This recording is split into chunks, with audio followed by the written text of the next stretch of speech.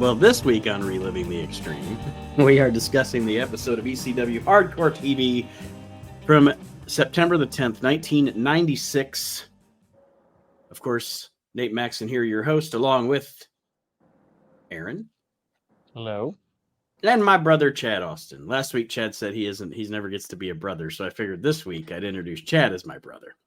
Sorry. I'm a brother. Yeah, that's fine. Chad's Great. a brother. Chad's a brother now. I'm like I'm like Jimmy Garvin. Chad's like a the other brother now. brothers. That means Hulk Hogan doesn't like him. Well, I don't like Jimmy Garvin. I saw a meme on the internet the other day that said, breaking news this morning. Unfortunately, former WWE wrestler and Hall of Famer Hulk Hogan was found alive at the age of 71. Well, that eventually is going to be me. Some people are still checking in on me. I'm still alive. Still here, goddammit, like Gary Wolf. He's not here. There's nobody buying that. He's not a guest on our show. He's not a guest on fucking. Apparently, Dave Dynasty's killing it. Why aren't we killing it? Hey, did you see he stole our gimmick? Who did? Dave Dynasty. He's talking about being big in Canada and like other countries. You know? Well, all right, listen, Dave. You can have Canada and Israel, but we keep Germany and Norway. God damn it. Fuck yeah. I mean, we're the only reason why there's the news in them countries. Forget about the war.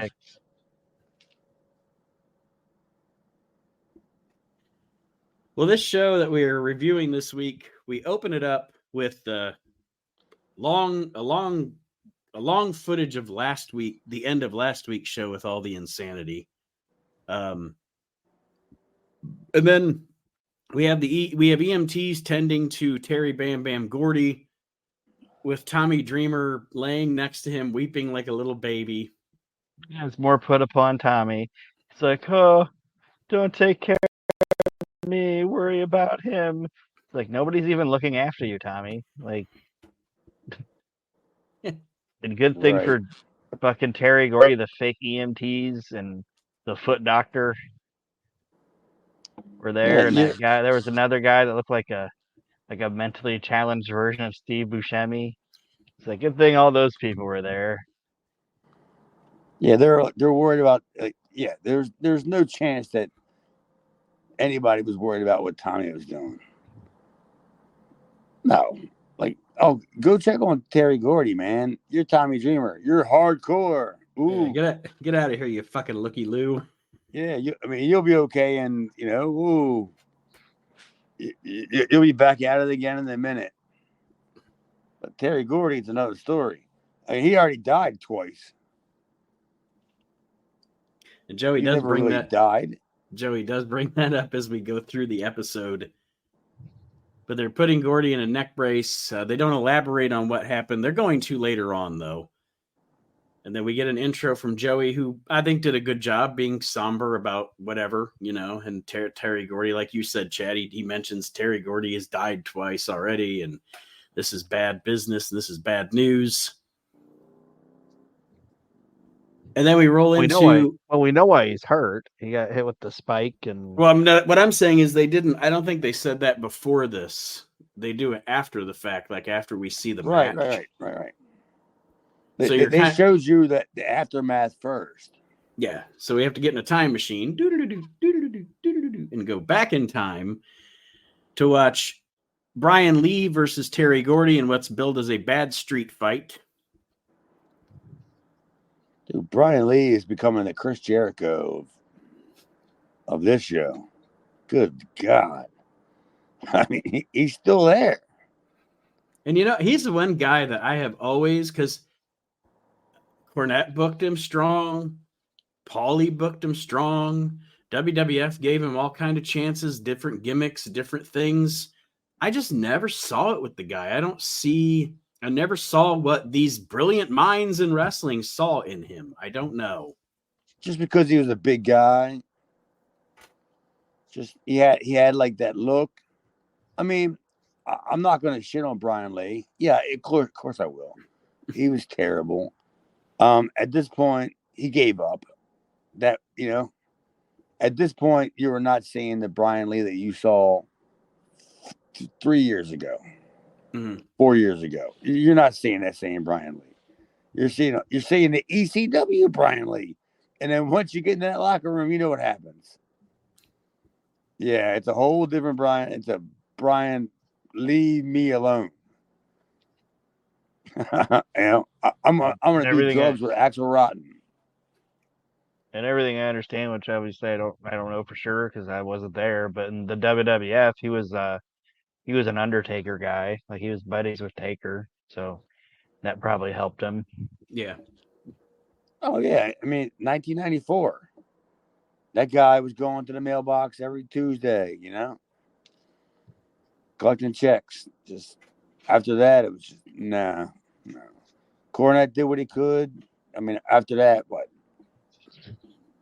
After any of this, just After ECW, he winds up back in the WWF in the boring ass Disciples of Apocalypse faction. Oh, there you go. That's a humongous step forward from all this. Yeah, I'm a big star at ECW, but yeah, I can't wait to be a patsy for D'Lo Brown. Awesome. Where do I sign up for that spot? How about this? Fuck Brian Lee. Is he still alive? Yeah. Oh, fuck him anyway. I think he lives with Gary Wolf. I'm starting to like Gary Wolf now, honestly.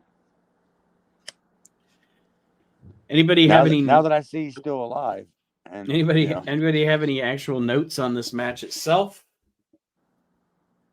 Aaron, Aaron's the best note taker here, I think, on specifics because I'm terrible at that. Well, there wasn't really much to the match. It just started out and Lee attacked him early, and then they brawled through the crowd and wound up in the ring.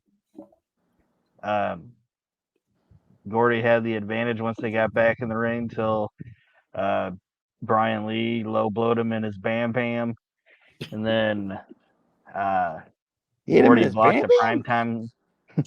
Gordy blocked the primetime slam and got his spike and on primetime and pinned him. That's how the match ended, and that's how we find out why later Brian Lee attacked him because he felt like he was the lesser man, so he had to get his revenge or whatever. And it's like, you are the lesser man. I was shocked that they choked him out. I was like, all right, that's pretty cool. All right, they want that, the Asiatic spike. I didn't think they were going to go that way. I figured it would have been, a schmaz, kind of thing. But like, no, the dude stuck his thumb in the guy's mouth. Like, oh, that's it? Okay, all right, whatever. That's cool. That's all it took. If that got the job done, then that got the job done. I mean, everybody else beat him up, and then all you did was stick his thumb in your mouth, and that's it for him. Thanks for coming, Tommy. But yeah, after that we get Joey back commenting on what happened. So we have this match. Now we go back to last week and the end of the show after Terry Gordy got a total elimination from the Eliminators, and Brian Lee comes out and uses the spike on Terry Gordy, and apparently this put Terry Gordy out of commission. Yeah, we've recapped this like 17 times on this show. Poor Terry Gordy. Poor Terry Gordy's caught up with Brian Lee and Tommy Dreamer. And he has no idea what he's doing anyway. He's just Terry Gordy. All he's thinking was he ain't got to walk back to the locker room. They're going to carry me? Okay, whatever. You know, And getting caught up with those guys is like getting caught up in like with that like the big Heathcliff brawl, like with all the dust and everything that goes around, and they just suck up everything involved with like around it. And and then there's Terry Gordy. yeah, Yeah, but I love the fact that they played Bad Street. well, I was gonna man. ask. That's what I was gonna ask was because I know WWF or WWE uses Bad Street. I don't know if like do you think he actually came out to that in the arena, or you think he came out to Freebird? He came out to Freebird. Well, I mean, no, I mean that's not 100%. I'm just guessing that, but I'm pretty sure he. What do you think? ECW Arena. What would you rather hear? Something that Jimmy Jam Garvin shook and jive to, or or what the Freebirds are famous for? I mean, if I'm thinking of if I'm in the ECW arena, I'd rather him come out to Freebird. I mean, That's just me. yeah, you would think, right? Yeah. But not according to the guy who does the WWE music. I don't know what the hell that was. That was terrible. Boo. How about that? Boo. Boo. Boo this man. Yeah, that was not good. We get more Tommy. But it didn't matter. Like Terry Gordy's the kind of guy you don't even have to have music for to begin with. Mm-hmm. You know, as soon as it comes out, you go, "Oh, this is a bad dude right here." You know, I mean, who? He ain't the Fonz. He's not walking over to the jukebox and he's hitting the jukebox before he walks out to the. You know what I mean? He's got to go tell somebody, "Are you gonna play my music?" And he's Terry Gordy, all dumb. Like what are you coming out to? I don't know. Yep. We'll play Freebird, man. Yeah. No, Space Hog. You come out to Space Hog. All right, whatever. I like them butthole surfers. Yeah, whatever that Chad Austin kid came out to. Loser? Yeah, that's what. Yeah, but dude, I could totally They could have played the Muppet Babies theme, and he wouldn't know the fucking difference. Dude, if I was Terry Gordy and I was in that ECW locker room, you know, we already won over the match and did all that nonsense. I would just sit there and just wait for that music to play, you know, because you're in ECW arena, you have no time frame, you know, Right. You don't have no cues to go out. Let that music play, then you go out. But he came out. He had the right gear on, which I mean, I guess it was his. It fit him, you know, the All Japan shit and all that other stuff. And like, dude, I mean, I'm a huge Terry Gordy guy, but good Lord, man, I haven't even fallen as far as Terry Gordy yet. I'm getting there, but I ain't falling that far yet. The next thing we have on the show is more Tommy Dreamer. They show a clip of Tommy Dreamer at ringside with doing an interview with Joey Styles, and he asks, because Tommy Dreamer's the one that has to get these guys to reunite. Tommy Dreamer asks for Dr. Death Steve Williams to come to ECW and reunite with Terry Bam Bam Gordy in the ECW arena. And we get that little pencil neck Lance Wright talking about how they will be reuniting Will, Doc, and Gordy at the ECW arena this Saturday. Shit, I gotta work. Oh, it ain't this Saturday. Yeah, this Saturday, 28 years ago. Yeah. Dude, seriously. I mean, if the next thing I would say after they said we're going to have Doc and Gordy reunite, you said what, next week? You said This for their upcoming show that's happening this Saturday after this broadcast. Yes.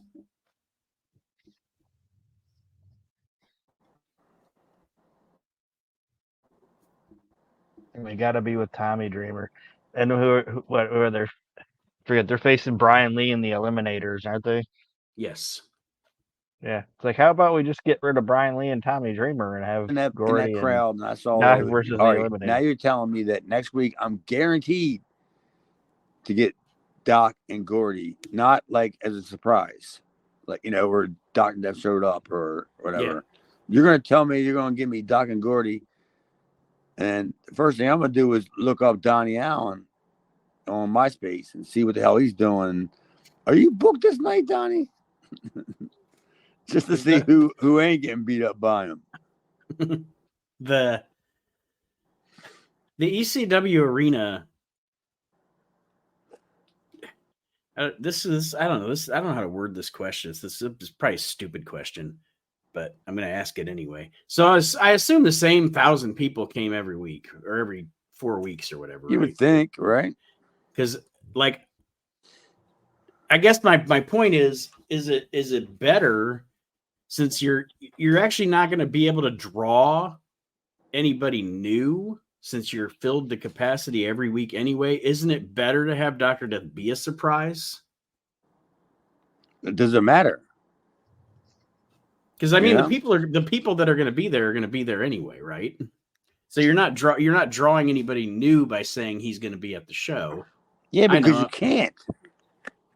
Mm-hmm. I mean, everybody that you see on that screen, I don't know, maybe 80% of them, they're what I mean, when they say season tickets, they don't have season tickets, but because they live there, they can get tickets for the show. Right. So they're gonna eat up all them tickets anyway. So it's not like you're gonna get people like me that maybe I wasn't booked because I would go to shows that I'm gonna go. Oh, I gotta go see this, but there's a possibility I couldn't get in. You can't put anybody else in that building, And now you're stuck in that neighborhood. Yeah, car's gonna get robbed. This was an awful decision. But you know what I mean? Yeah. They obviously they didn't move to a bigger building. They didn't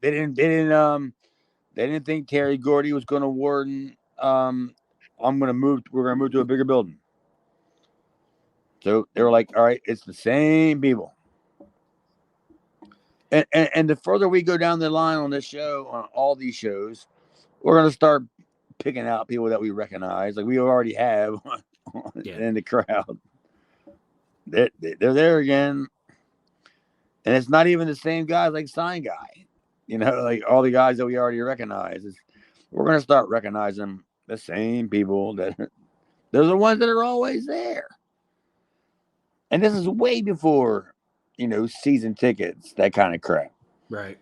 They just live right there. They can just walk right around the corner while they're getting the piece of pizza and $8 on number 9. They can get tickets to the ECW arena.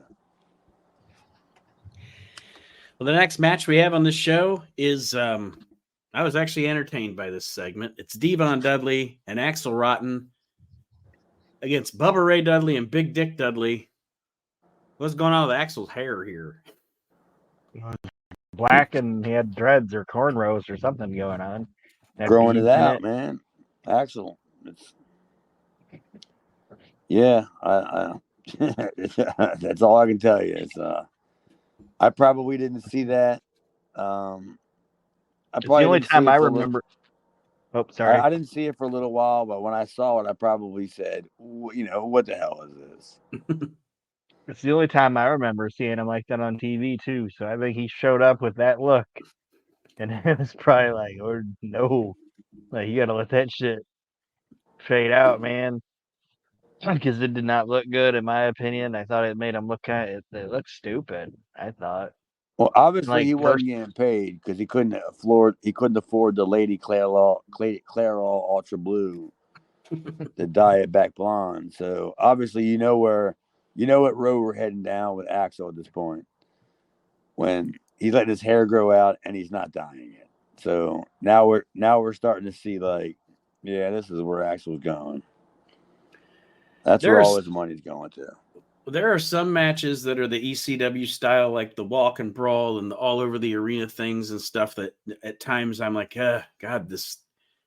For some people, it doesn't work, and they do it anyway because it's ECW. For this match, absolutely worked. The chaos and the chairs and going outside through the arena and everything for these guys, I thought this was a good match. I enjoyed this. And well, Axel's good at that shit. I mean, as much as I can make fun of Axel, we're good friends. We've always been good friends, but he knows how to, like, he's good at that. That's one thing he's good at. Like, chaos. When he does the brawls, he's going to take you around and he's going to let everybody see you before he does something, what I consider stupid, but you know what I mean? Right. Stupid, but he's good at that stuff. And that's what Axel does best. And I haven't really seen, like, New Jack. I don't even think New Jack is as good as Axel when it comes to that. When it comes to bringing the fans up close to when you're doing stuff. I think Axel is a one of a kind with that. And I thought here he did a good job at keeping, like, I don't want to say, because the main focus of the match obviously was Devon and Bubba, but he did do a good job at keeping, like, Big Dick Dudley busy and having something to do out there, and keeping the fans from keeping the fans from chanting the whole, like, we can't see shit or whatever, you know what I mean? Like, so he did his part. This is murder. Like that kind of stuff. Yeah. Yeah, Axel's good at that. I mean, Paul realized that a long time ago, and that's why Axel's still around. Like, he's basically kind of useless at this point. He's not getting pushed. Now we're starting to see his value with balls. We're coming into that era now. But how long has it taken? Axel's been floundering for how many months now? Because Paul realized he ain't going anywhere. But I'm not saying in any way, shape, or form that Ian Rotten was anything special, because we know all how we feel about him. But Axel's pretty much been floundering since Ian left. Yeah. And just without a direction. And I mean, they're doing this thing with him and Devon and the Dudley boys. He's kind of mixing this into this mix now. But you're right, Chad. Until Balls Mahoney shows up, Axel's just here. He's a great hand, and that's kind of a kiss of death in the wrestling business. It's kind of like, oof, I don't want to be that guy, but Axel was.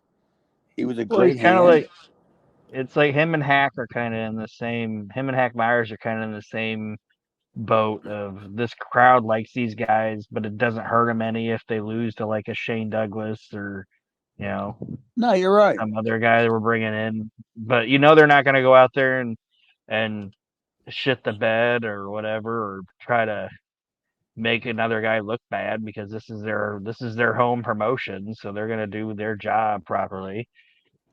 Yeah, and they're not going to be embarrassing. Like, they can put over a Shane Douglas or a Sabu or somebody, or they can also go out there with, like, the cup of coffee guy and make him look good. It's Pablo Marquez. It's the same principle of why Vince McMahon kept fucking Rick Martel and Greg Valentine around forever. Yeah. Like, those are good hands that I can give them a push. Or if they're not being pushed, they can put over bigger name talent. Or after those guys, it was the same way like you did with, like, a Bob Holly or something. Like, this guy's a company guy. He's just going to do what you ask him to do. And if somebody does want to fuck around and find out, they can handle it, Yeah. Except Axel wasn't exactly going to be like the guy that was going to straighten that problem out. If you had a problem in ECW, he was going to help you figure that problem out. Put it that way. He wasn't going to nip it in the bud. He was going to join you and pretend like he was your counselor. Did you guys notice when Bubba did the spot where he jumped off the speaker? Did you notice Axel visibly telling everybody else to fucking turn around? He was yeah. Hey, fuckers, hey. And it seemed like he was the only one that was catching him. Yeah. Like he turns around and he's looking around for everybody else, and he's like, "Hey guys, We have a fucking spot to do here. see, This Axel, 370-pound guy's about to throw himself to the ground. We might want to catch him. that's the kind of stuff that Axel was good at. You know, for all the bad things that Axel is or was, whatever, that's the kind of stuff. Like, you know, you can say the word ring general. I guess you could say that because he really did know. You know, like he knew what was going on and he knew how to get that stuff over. Because Big Dick didn't know nothing. You know what I mean, come on. Or any of them goofs didn't know anything. So Axel had to like put all these guys together, and it worked. I thought it was good.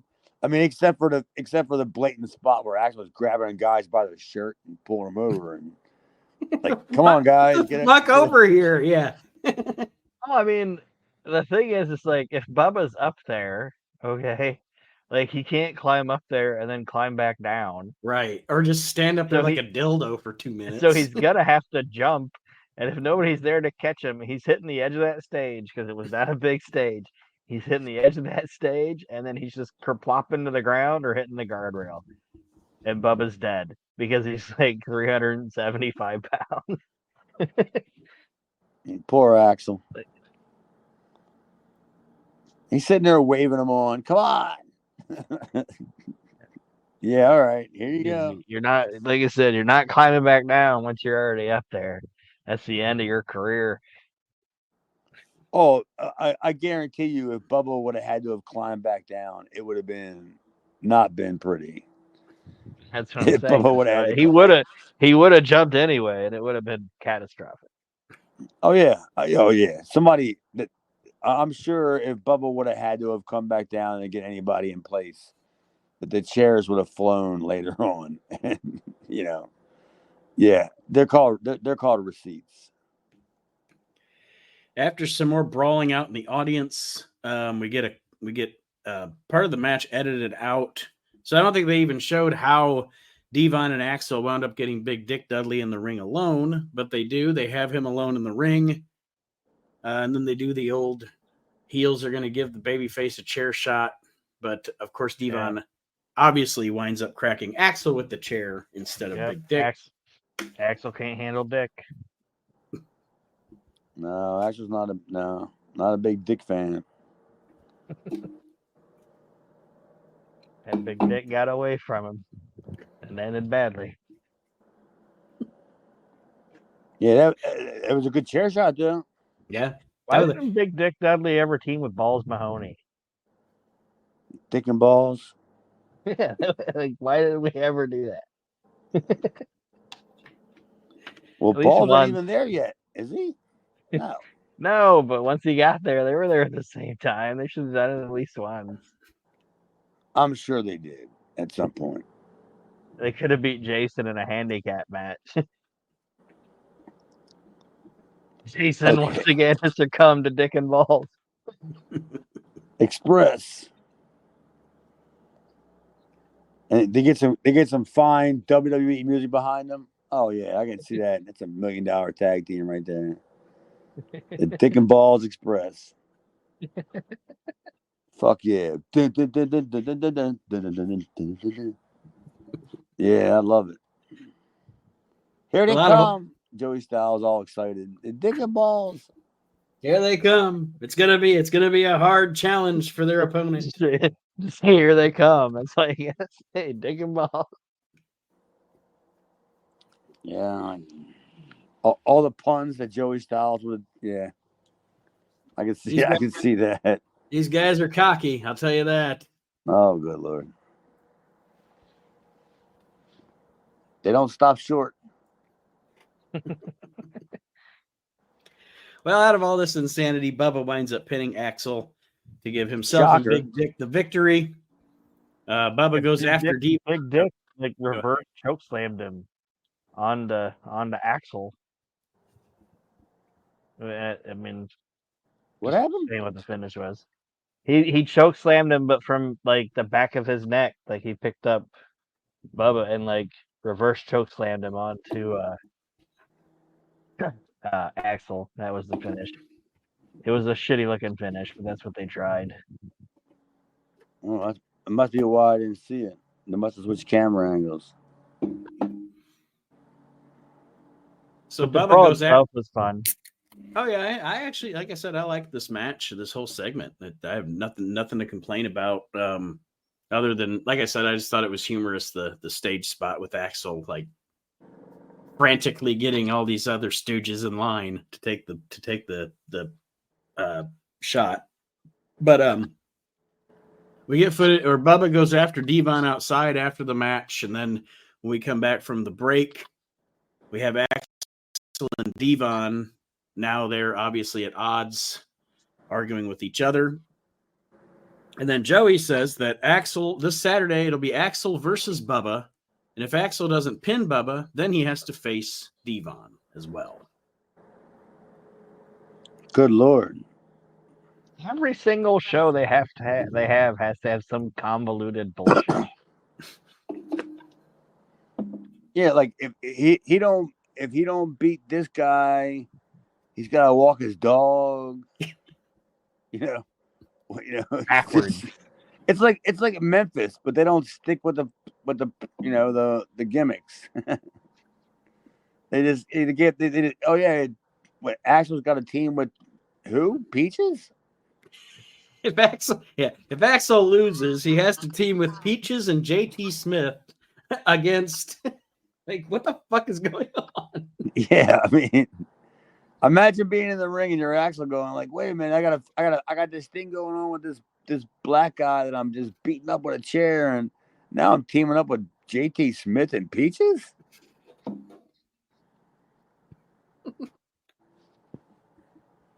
Poor Axel.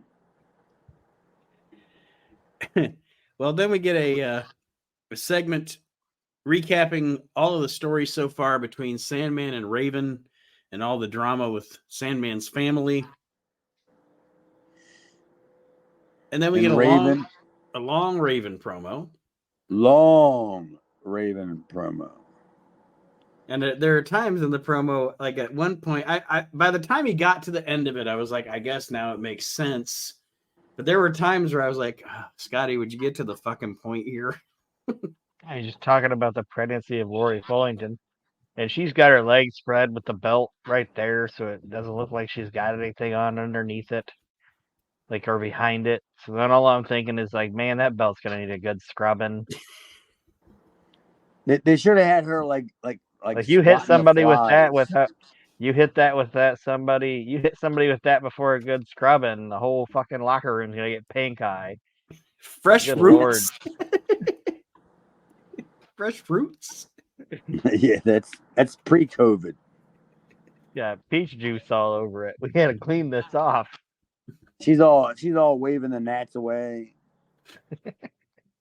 Just enough.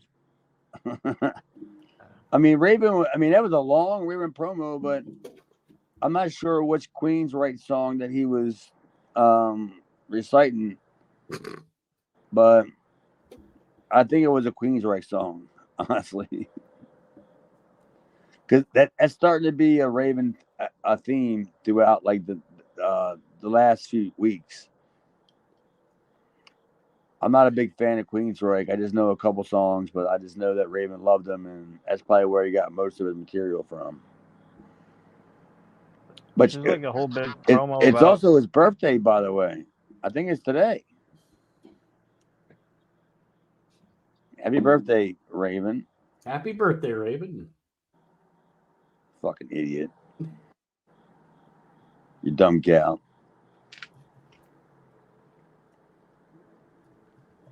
So where are we at now? Essentially, the gist of the promo from Raven, if I caught it correctly, what it was supposed to be, was he is bitter because his daddy and mommy didn't love him or whatever, and Sandman's family loved each. I don't know. Aaron. He didn't have the same love he did for the kid. He talked about the gestation period of Peaches till she popped out, little Peach Pit, and then Sandboy's born, and then he talks just about how Sandboy had loving parents and he didn't, and how that's all changed. And I don't know. It was just all over the fucking place. I'm usually a fan of his promos, but this one I was like, I don't know what you're doing here. I don't know. I was just worried about the belt. I mean, at some point, the way that he whines and goes off, you just be like, dude, shut up, man. Like, either do something about it, you know. Man, All Raven you do didn't is really. cry. I'm with you guys. He didn't really have me in this promo. I thought this one was just kind of like whatever. Yeah, it was killing time. That's all he was doing was killing time because he didn't say anything, Aaron, right? No, he didn't say shit. Just No. Lori had the pitch, had Sandboy, and now I got it. It's like whatever. Why don't you just say that? Who the fuck wants that stupid retarded kid? Fuck. All right, whatever. I mean, Sandman didn't even want him till somebody else had him. well, he didn't even want him then. He realized that he probably wasn't getting money for it, you know, to the state or whatever, and then he claimed the bastard child. You know, he realized, wait a minute, I could be getting like $300 a month on this fucking retarded kid. And then all of a sudden, he's a big fan of Tyler, you know, full of shit and ton. Fuck him too. Well, after this, we get Joey Styles narrating footage of what's going on between Sabu and RVD, and the fact that they are perhaps going to be teaming up together at the upcoming show. And with all the recaps on here, you know, we love our recapping the Extreme. No, they love it. Yeah, the shows. You can tell this is the end of the taping. This is, you know, they're out of footage. We're heading into the big show. And you want to talk about bad? You want to talk about bad WWE Network music or Peacock music? Whatever was playing behind this was terrible. It was like porno DVD menu music. Oh, I thought it was Jelly Roll. Like when you're trying to figure out which scene to watch. And like you're like, oh, that thumbnail looks good. That girl's just really getting it. I think I'll watch that one. Yeah, it wasn't good. You know. It was bad. It had like saxophones. That's what I'm saying. It was DVD porn music. Yeah, I mean when you see ECW videos and they're playing like all the cool rock songs and you hear the guitars and everything else, and all of a sudden they got Vince McMahon playing saxophone. Yeah, this one had horns and a Casio keyboard. Yeah. What the fuck is going on? Yeah, I am looking. I'm gonna be honest. I am looking forward to Sabu and Van Dam versus Crawford and Furnace. I think that's gonna be a good fucking match. Hope they don't let me down. Oh, I'm sure they will. That's what they do. They'll make it look good on paper. Oh, it looks great on the surface. But they'll send out Axelrod. They'll do something. But yeah, that's the music thing got me. Like, I never knew they had Kenny G on ECW. That's Kenny Cheese. That was Stevie Wonderful. That was their Kenny G. And Stevie Wonderful played? Stevie G. Or Kenny Wonderful. Kenny Wonderful. That is definitely an indie name. The Wonderful G. That Kenny Wonderful. Kenny Wonderful definitely came out to stroking. There's no doubt about that. He was a big fat guy in a fedora with a boa. Yep. Oh, and his finishing move was the G spot. Yeah, nobody would know it because he'd never successfully hit it. He's managed by a guy that's like the Duke from ICW or IWCCW. Who? His hidden weapon is His hidden weapon is the G string, and that's what he chokes people with. It's just like a little rope. The G It was- string. Yeah, it fell out of leather Lou Albano's outfit. He just got string in his pants. In his ass. He's just hanging around. Like, yeah, you know, it was so Eddie Lady Wonderful. Alexandria. Eddie Wonderful's opponent is like, the string didn't knock me out. It was the smell of leather Lou Albano's ass on the rope. Dude, could you imagine if they would have done that for Like a it was spot on twine. Saturday Do night? you know how much juice twine absorbs? It was horrible. Could you imagine if they would have done that on Saturday night where they put it on Brian Danielson's face? They got a 30-year-old string that came out of her fucking nasty bush. That's how they choked out Brian Danielson on Saturday night. It wasn't a bag. They put the string in the bag. That's what killed him. Oh my God, the string. It's like leather Lou Albano in here. And yeah, it sucked because it wasn't even her string. It was his. Yeah, it came from his ass. Yeah. Well, that's heat though, right? Right. That's heat. Why would you get it out of her ass? Get it out of his ass. You're trying to generate heat. What the fuck is going on? I mean, there's a whole lot of guys in that building that wouldn't mind the string coming out of her ass. But they're looking at leather Lou Albano's ass and they're like, nah, we don't want that string. All right, Leather Francine. Lou's like, it don't mean no thing if you ain't got that string. And I can see leather Lou Albano saying that too. Yep. All right, let's move on. Yep. Francine. We get Highlight of the segments. show is her. She's the highlight of the show. Francine? Yeah, in that bikini, she's the highlight of the show. Oof. Not a good show. We have Francine and Shane Douglas essentially in a couple of segments, essentially rubbing in the fact that Gary Wolf can't swim no more. Yeah, no, it's like, how did you settle on that, guys? Like, the worst thing is that he can't swim. He'll just sink. That halo is Like, Gary Wolf was probably like, I didn't swim a lot before. Like, what the fuck? I was waiting for him to say, like, you can't play skee ball. Yeah, it was better last week when you said you said you can't fuck anymore. That one cuts to the quick, but you can't swim anymore. Yeah, they're just You started out with your best fixated on material, is swimming. what I'm saying. They're just fixating on the swimming thing. And Shane doesn't even look like he's that good of a swimmer. You know, he's a walker in the water. Hey, you never see him swim. He just comes right out of the water. He ain't swimming. Francine, she's only alive because she floats. And the next thing, Fonzie's got jokes. Bill Alfonso's just telling jokes. Why does Joey Styles want to grow a mustache? Because he wants to look like his mother. Yeah, that was good stuff. It's open mic night.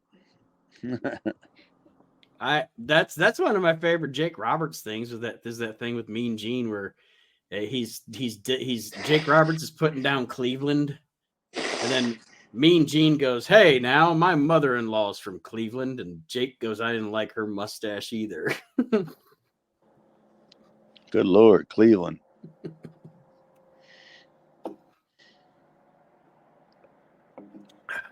Well, all right, let's see here. More Pulp Fiction to wrap the show up. We got the Dudleys cutting a promo on Devon.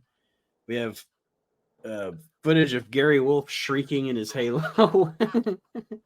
Is that what he was doing? Yeah, that's what I put. Gary Wolf shrieking in his halo. He said an eye for an eye, a tooth for a tooth, and a neck for a neck. A halo for a halo. That sucked. They show us more of, or not more, it's the footage of last week of Guido and JT Smith at the Rocky statue. Brian Lee cuts what he believes is menacing promo. It's not about taking out Terry Gordy. Dude, I would never say anything. Dude, it better have been about Tommy Dreamer, not Terry Gordy. I'm not going to say anything bad about Terry Gordy. I don't give a shit what state that he is, was, or will be later on in the future. And especially when you say, "Oh, Steve Williams is coming back too." Yeah, Like, I okay, mean, I'm good. You is it win. me? Or are you just asking for it? Make fun of Donnie Allen, dude. Don't bring up Terry Gordy, and then talk about him being a piece of crap, and then all of a sudden be like, "Oh, you and your dumb partner, Steve Williams. Oh, you're in trouble." And I did like the fact that they did that, and then, like I said, it was a simple thing, but like they flashed to Steve Williams, and he doesn't cut a promo. He doesn't make a menacing noise or whatever. He is just deadpan, just staring at the camera. Like, all right, Yeah. I got you, buddy. Yeah, I mean, it's kind of like, well, I would have loved to have seen 30 seconds prior to that what Paulie told him to say that he wasn't going to remember and what he wasn't going to say. So why not? As much as I love Dr. Death Steve Williams, he was a terrible fucking promo. Yeah, I mean, from what, 85 till now? I mean, yeah. I mean, I again, and I'm not, it is what it is. Some people just aren't a good promo. The guy was fantastic. I love to watch Dr. Death work, but I don't know if I've ever seen a good Dr. Death promo. Ever. No, Jim Ross. I remember back in the UWF days when Jim Ross would even bring out like John Ayers and stuff, and they would just try to like get them all worked up, and just it wasn't there. It's not his fault or anything. It's not that's like, what I was gonna say. It is what it is. Some people just, they have the athletic. I mean, let's be honest. Chris Benoit was never a good promo. Dude, I'm as scared as Chris Benoit as I am of Steve Williams, without having to say shit. Right. So that could be a blessing in disguise right there. If I was any of them guys, don't put me in that position to have to say anything, because all you're going to do is expose me and embarrass me. There's that one Clash of the Champions. There's a Clash of the Champions where Dr. Death comes. I think he's coming back to the NWA or whatever. And they put him out there and they have Bob Caudle interview him. I think it's Bob Caudle interview him. And then they let him go on for like 5 minutes. And it's like, why did you do this to this man? It's Bob Caudle too. Good Lord. Neither one of them guys knew where the hell they were going. They're like, where the fuck are we anyway? Anyway, that's what he said. Anyway, at that point, Bob Caudle's like 86 or whatever. But anyway, Ranger Ross. It's hot in here, Ranger Ross. The mic's just shaking around. Steve Williams trying to like keep his face in front of it. It's like, Jesus, this is insanity. It's insanity. The fact that he has Parkinson's. Poor Bob Caudle with his Parkinson's. We get I don't know how, like, that Divine Brown thing they showed, that had to be old, right? Like, it was a long time ago she was on the show. Yeah, this is just filler. That's how we know we're running out of stuff, right? We always talk about that, right? Talking about Bob Caudle, there's an old like Worldwide or whatever I was watching on YouTube, and he's talking like he's hyping up the upcoming arena shows, and they're gonna be in Johnson City, and he's like, yes, WCW is gonna be rolling into Johnson Titty. Damn. in Johnson City. So he Lewd Bob farted- Cottle. Well, we know what he was thinking about. Old Bob Titty's a pervert. Bob Cuddle. Come see me at the landing strip. Bob Cuddle. Bob Cuddle. With a struggle. We find out during this that Johnny Smith has signed an open contract to face Taz at the show on Saturday. We have a Gangstas promo where they're just being the Gangstas. And their shirt, like the shirt that New Jack was wearing. At first, I thought because it was like, Wasn't it a piece? it was a gangsta shirt, and I figured out what it was after I looked at it more, because the shirt was a picture or whatever, like a drawing of Mustafa wearing his hat and his do rag or whatever across his face. But at first, I thought he was wearing a Spy versus Spy shirt. I thought it was Like, a what? peace sign of some sort. No, it was some New Jack, or it was some gangsta shirt. And I was like, it looked like the Black Spy versus Spy. I'm like, what the fuck?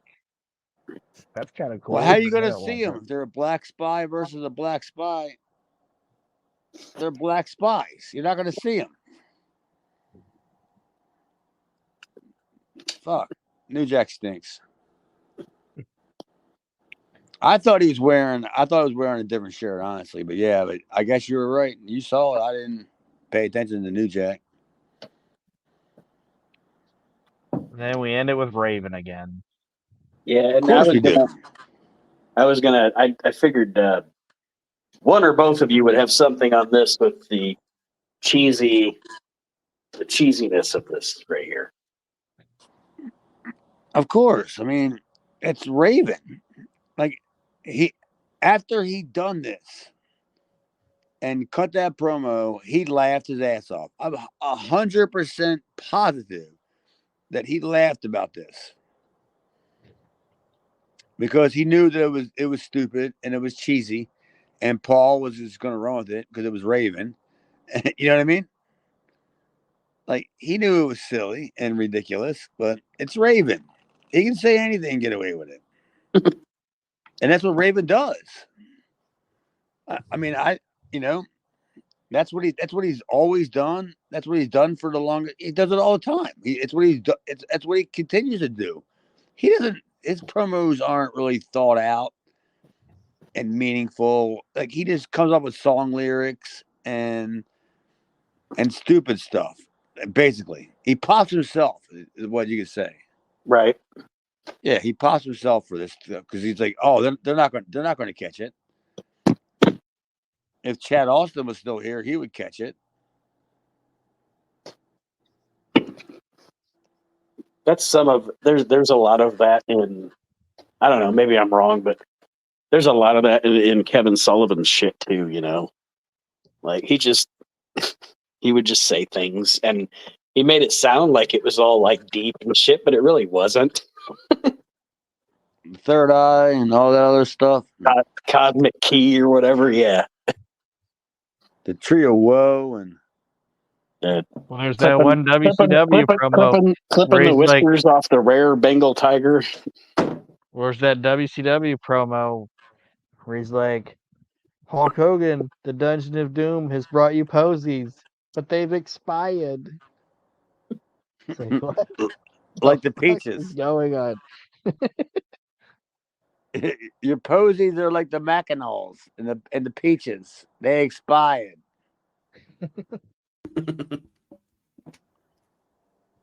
Kevin Sullivan's not even there. That's the sad part. He's the best part of the show.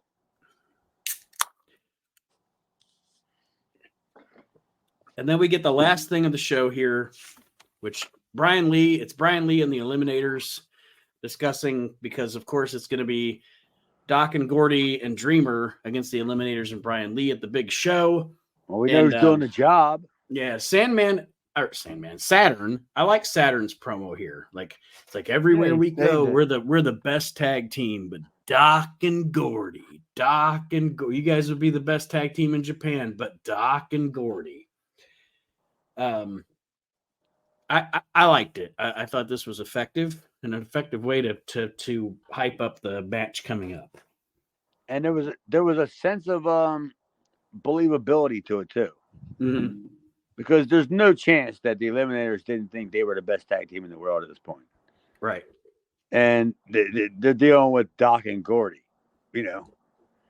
which are probably the best tag team in the world at that time, not in the United States, put it that way. Right. And then they got to deal with that. I mean, it's got to be like, I guess it's, kind of humiliating and,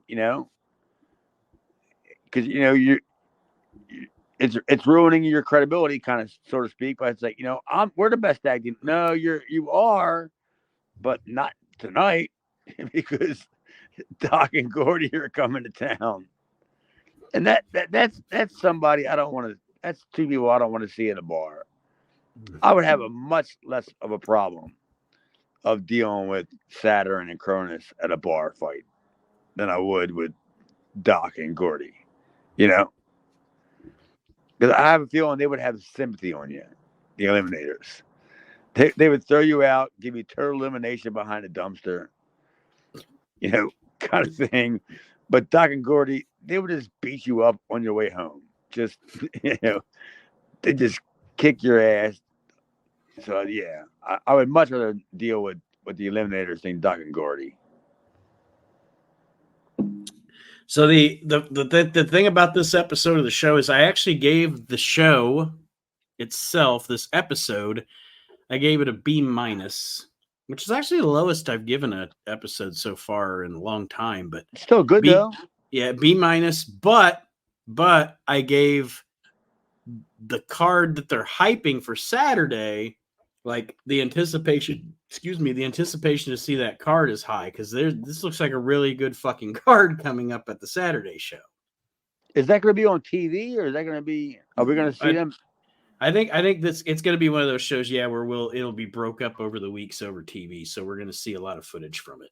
Yeah, so we'll see, like, besides all the advertised matches, the main stuff, they're going to have like a bunch of my stuff, like undercard crap, that kind of stuff. Right. Mm-hmm. All right.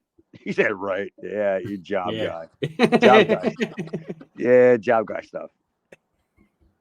I mean, which is right. I mean, that's the way it should be. That's cool. That's cool with me, right? You think B-? Was I right on that, guys? Is that about where we're at with this episode? Yeah, I mean, I'm right there with you. Aaron? Yeah, I just, this show really didn't do it for me. I mean, the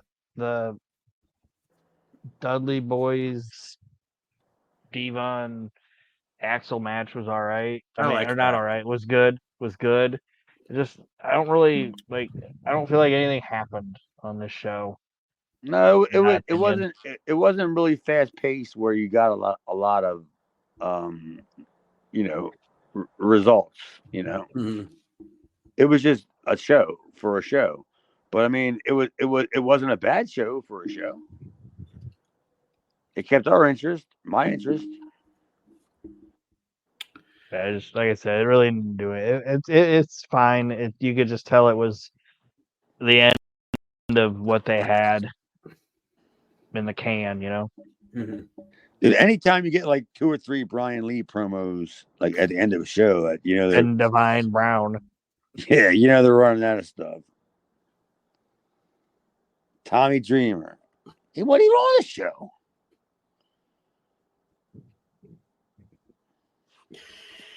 Well, that being said, we're going to sign off for this week's episode of Reliving the Extreme. Thank everybody for joining us. I don't know if you two have any parting words for our listeners this week. Happy birthday, me, coming up. Happy birthday, Chad, coming up. And Dave Dynasty, you stay out of fucking Germany, man. You're my friend, but stay out of Germany, Dynasty. Who the fuck do you think he is with the Great Wojo and shit? Fuck the Great Wojo. Nobody gives a shit about him. Yeah, stay out of Germany. We're still big in the Netherlands, right? The Netherlands and Norway, yeah. Fuck yeah. So fuck Canada, Dave Dynasty. Canada, but Dave Dynasty's trying to push me out of Canada. Nobody wants Canada anyway. Like, we just own them, so they can have it. Like, America didn't even want it. It's all cold and shit. Aaron, you have any parting words for our listeners this week? What do you think about Dave Dynasty? I don't know him. He gives a shit. Shit on him. I don't listen to his show, so I don't know. Like I said, every week, like I say, just like, rate, review, and share. That way the show can get out there and we can muscle our way back into the Canadian territory, get back into Saskatoon and Moose Knuckle or whatever the fuck those places are called up there. I All want right. Canada back. Yeah, that's enough. We'll see you next week, everybody. On the next edition. Reliving the Extreme. That's enough. Good night, everybody.